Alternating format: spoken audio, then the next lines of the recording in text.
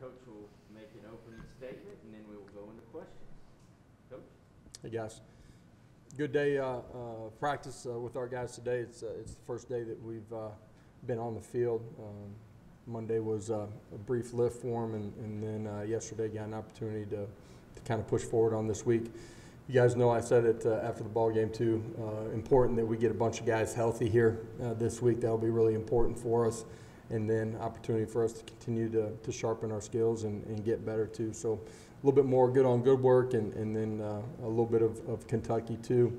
For our staff, huge week. Beginning of the week, a little bit of recruiting, but the back end of it's loaded with recruiting.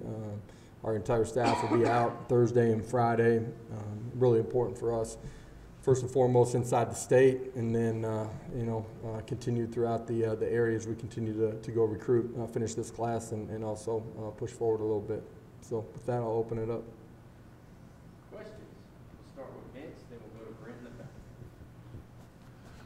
How much work do you get a chance during the open week to get with your guys that aren't starters, that are special teams players, backups, to get them maybe some additional reps so they're up to speed in case you need them? Yeah, some of the guys that you're trying to get healthy have limited reps or maybe very few reps during the course of the week. Those guys start taking a bulk of the reps. Some of your young guys get a little bit more of an opportunity to go out there and learn and compete too. So you're balancing all those factors at every position, and make sure that your young guys in particular get some growth this week.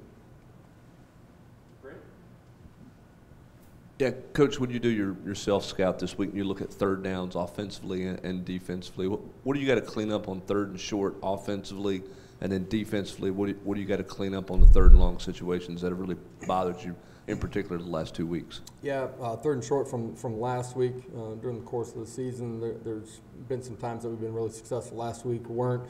Some of that was just identification in the run game. Some of it was decision-making where there's read opportunities for the quarterback too. So got to continue to clean those things up. Defensively, in particular on third and long, got to get it off the football field. Some of that has been quarterback extending plays, throwing the football down the field. Some of that's been quarterback scramble. For us, when we're in our four-man front and our three-man front, being able to have the ability to push the pocket but then have rush integrity too is going to be really important for us. And then when scrambles happen, we got to do a better job of matching up at that point and taking one guy.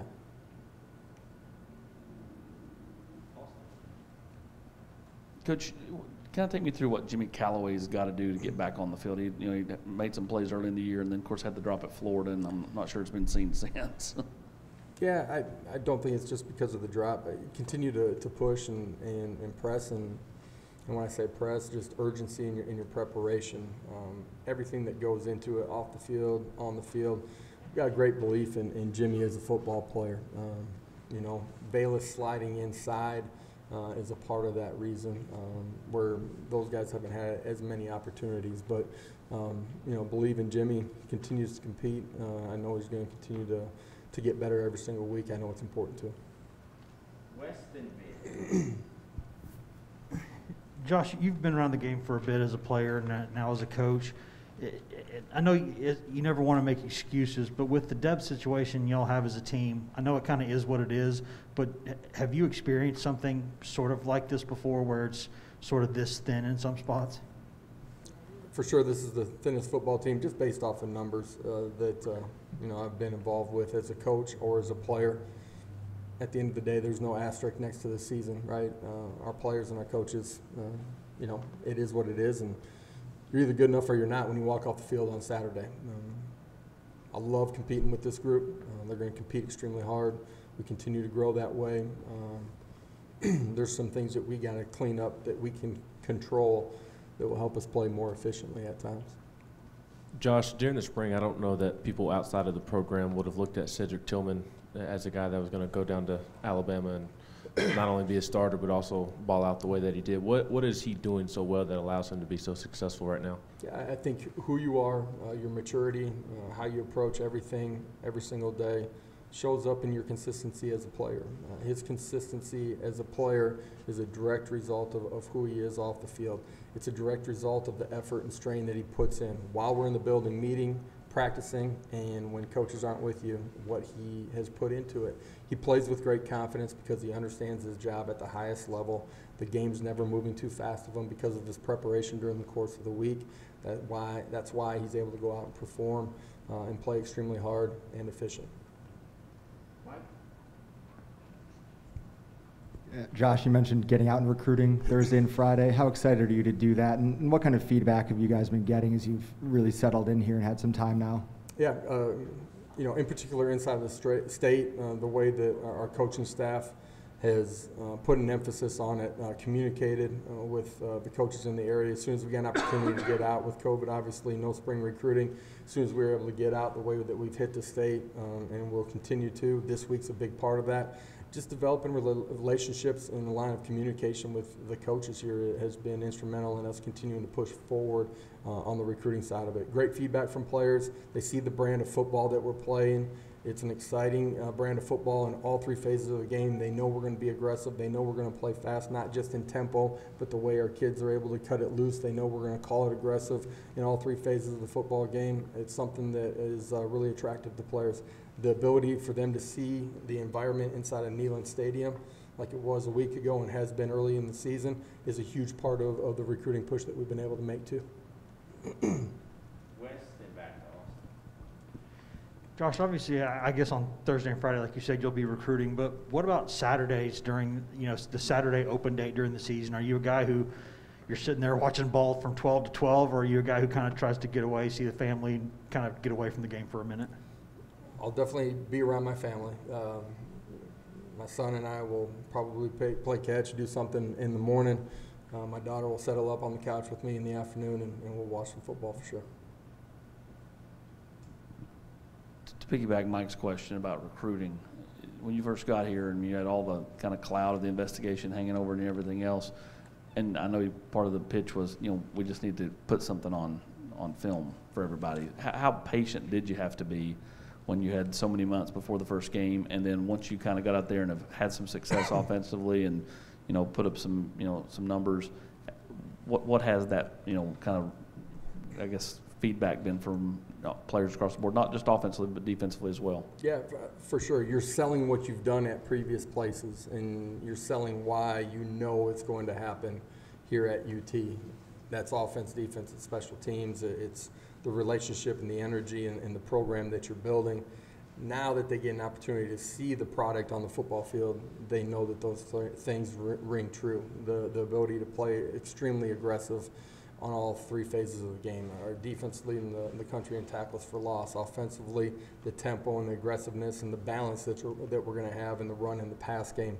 The product is starting to sell itself, and I say that meaning that they understand what they're going to be playing in, and there's a ton of excitement from recruits. It's a completely different feel when you have something that you're able to show them that they can see, it's tangible to them, versus trying to sell them something that's from another school, as far as the product of what you're putting on the field.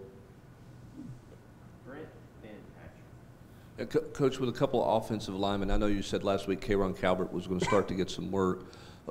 And Kingston Harris, where is he at? With both those guys, how realistic is it to get a guy in game shape when they've missed the amount of time that they have missed at this point? Yeah, it's difficult, but I do think those guys have an ability to come back. Can they handle a full game week one that they're back? I think that's asking a lot of them. But I think our rehab team, meaning our medical, with Geronimo, and then our strength and conditioning staff, the combination of those two things gets them back where they're a functional player when they're coming off of their rehab, versus just being a guy that's been in the medical room and now you're just trying to grow as a football player. They've already started doing some of that functional movement with our strength and conditioning staff before they even get back into individuals and working with our entire group. I do think it's reasonable for those guys to be able to play at a high level when they get back. Coach, with Hendon, he was here when you got here. Did you know much about him, and kind of how did you see the way he's played? Did you see that happening with him when you got here? Yeah, like all of the guys on our current roster, watched who was here. A small sample size with Hendon, had watched some of what he had done at Virginia Tech.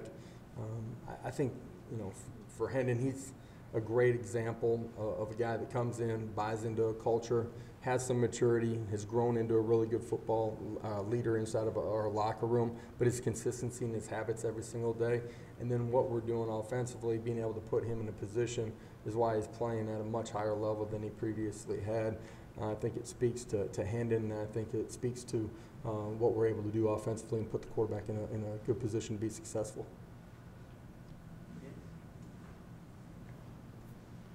How do you evaluate your linebacker position, one, and then two, or any of those other guys, Aaron Willis, any of those Garland, any of those other guys in a better position to try to contribute for you? Those guys are continuing to get work with our defense and continue to grow.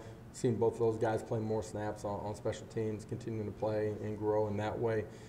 Do believe, as we go down the home stretch, those guys got to be ready to help us on the defensive side of the football as well. Their growth is important to us as an entire football staff. And what about those three guys that are playing for you? Yeah, tons of positives from them. There's some things that they got to do better. Some tackling when they're in space. Some of it just scheme-wise being better. But there's a lot of positives that those guys have done as well, fitting gaps and communication and making plays. Ryan and Wes. Josh, how did Kamal Haddon play Saturday, and what have you seen from Byron Young specifically? What's he doing better recently that's allowed him to obviously show up a little bit more in the games? Yeah, Kamal did a lot of positives. Last couple of weeks has continued to get better week by week, more comfortable in our system, playing faster, just anticipation and seeing things with his eyes. Everybody saw the punch out inside the 10-yard line. Great competitive play by him, never giving up on the play. I think he's got a really high ceiling. He's going to continue to grow. A guy that, came in the summer, right?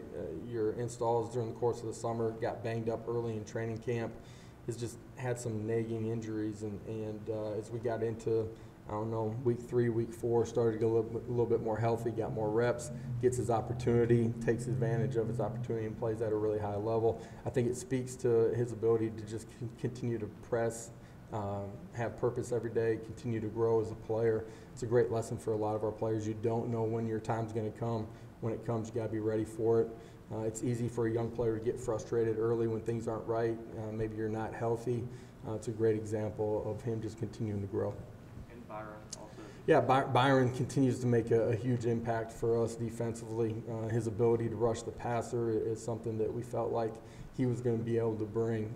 He's got an electric first 2 steps, does a really good job with some of our movement and twist games, whether he's the guy that should be coming clean or whether he's the picker too. I think he gets better every single week. He's a really young football player, just time on task and the amount of reps that he's had. Would have loved to have him week 1 and week 2. Obviously we didn't. In some ways that probably slowed his progress down a little bit. Game reps for him have been huge. You can see he just gets more and more comfortable each and every week. Our entire defensive line, him included, continue to get better with their fundamentals and technique every week too. Josh, you talked about Kamal a minute ago, but throughout the season, whether on defense with guys like Kamal and Turnage, and offense guys like Ollie Lane and Dane Davis and Laneith Whitehead, when you have a team and guys have to step in throughout the season and they do find ways to produce, what does that do for the culture, sort of the belief within a team that, hey, like, we've got guys who can do this? I think it speaks to what we talk about. The next man's got to be ready to step up and play at a really high level. I think there's buying, just an overall belief in that. Whoever we line up, I think our guys believe in. I think it creates buy-in. The more guys that you're able to play, it creates an energy inside of your locker room, inside of your building every day that creates positive momentum. 2 more, Ben and Brent. Josh, when you're evaluating whether you want to take a guy out of the portal or not, I imagine you don't just completely look at the stats and the production. So how do you weigh the stats, the production, while also evaluating their skill set on film? I think as you move forward as a program, the culture is really important. And so the players, the first thing that you see on the video, I don't care if it's a portal player or a high school player, you want to make sure that they're smart, competitive, love football, and can be a great teammate too. And that culture piece is really important, that you build those things and recruit to it. A little bit of a follow-up with that.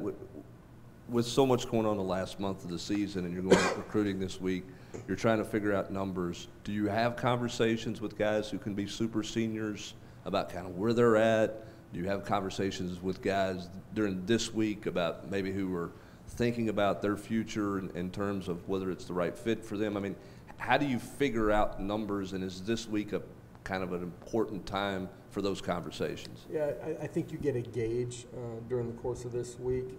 Nothing's finalized during the course of this week. There's still a third of your season.